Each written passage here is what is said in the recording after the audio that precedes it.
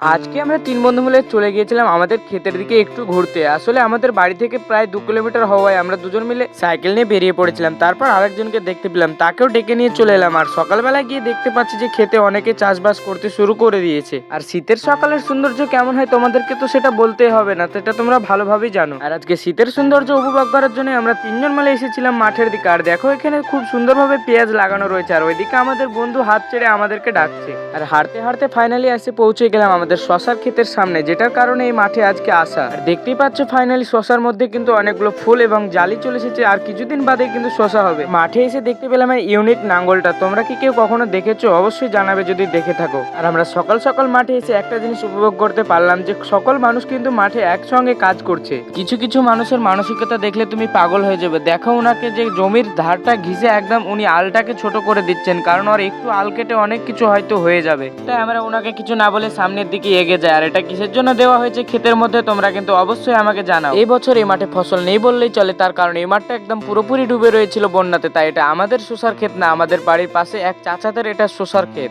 ইকবাল আমার কাকু হচ্ছে, আমাকে সে বললো যে চল শসার ক্ষেত থেকে একটু ঘুরে আসি। আর শসার ক্ষেতে ঘুরতে না আসলে হবে না, কারণ এখানে সব মানুষ কিন্তু এক নয়, তোমাদেরকে তো বললাম। আর আমাদের শসার ক্ষেত দেখানো হয়ে গেছে, আমরা এখন বাড়ির দিকে রওনা দিয়ে দিচ্ছি। আর এই জায়গাটায় কি রয়েছে তোমরা কেউ বলতে পারবে? আমি কিন্তু বলে দিচ্ছি তোমাদেরকে, এই জায়গাটায় পেঁয়াজের পুল রয়েছে, তাই এই জায়গাটা একদম লেভেল। সকাল সকাল ঘুম থেকে উঠতে আমার একদমই ইচ্ছে করে না, কিন্তু যদি উঠে যায় তাহলে ঘুরে না বেরিয়ে থাকতে পারি না। আমাদের যেহেতু আসা অনেকক্ষণ হয়ে গেছে, তাই দেখতে পাচ্ছি অনেকে এখন মাঠের দিকে আসছে। আর দেখতে পেলাম এরকম একটা শাপলা ফুল। তোমরা এটাকে কি নামে চেনো অবশ্যই আমাকে কমেন্ট করো। এই ভিডিওটি আজকে এখানেই শেষ করছি, দেখা করছি তোমাদের সঙ্গে নেক্সট কোনো ভিডিওতে। ভালো লাগলে লাইক করবে।